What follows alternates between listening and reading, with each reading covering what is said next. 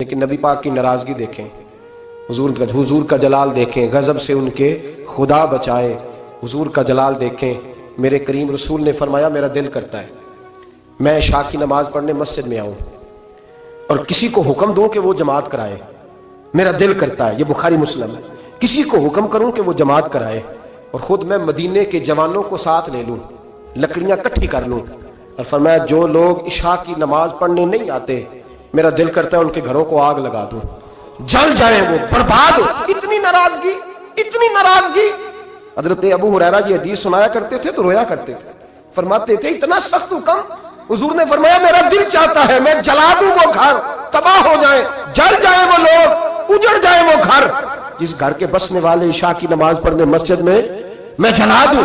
تو کیسے کہتا ہے میرے گھر میں برکت آ جائے گی اور میں نماز نہ پڑھوں؟ تو کیسے کہتا ہے سکون آ جائے گا اور میں نماز پڑھنے نہ جاؤں؟ جس سے رسول پاک ہی ناراض ہے، جس سے نبی پاک ہی ناراض ہے، اور حضور فرماتے ہیں فلاں گھر برباد ہو جائے تو آباد کیسے ہو سکتا ہے؟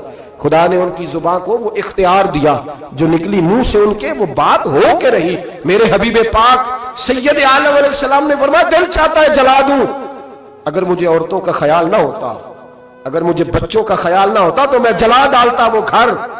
جو گھر کے رہنے والے کلمہ تو پڑھتے ہیں پر مسجد میں نماز پڑھنے کتنے ہم لوگ مزے کے ساتھ، ڈھٹائی کے ساتھ۔ اب تو سیانے بندے ہو گئے ہیں، کہتے ہیں حضرت صاحب میں جھوٹ نہیں بولنا، میں ایک ہی پڑھدا جی۔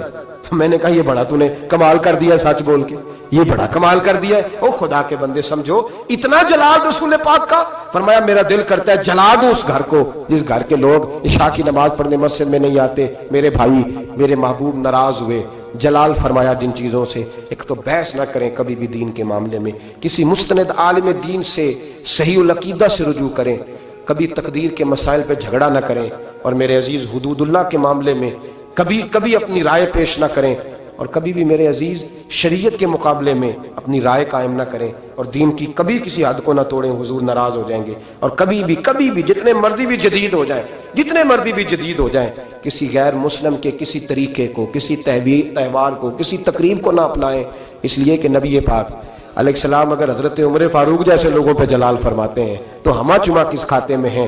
محبوب نے جلال فرمایا، غصہ فرمایا۔ اللہ تبارک و تعالیٰ کی حدیں توڑنے پر غور کیا کریں، اپنے معاملات کو ٹٹولتے رہا کریں۔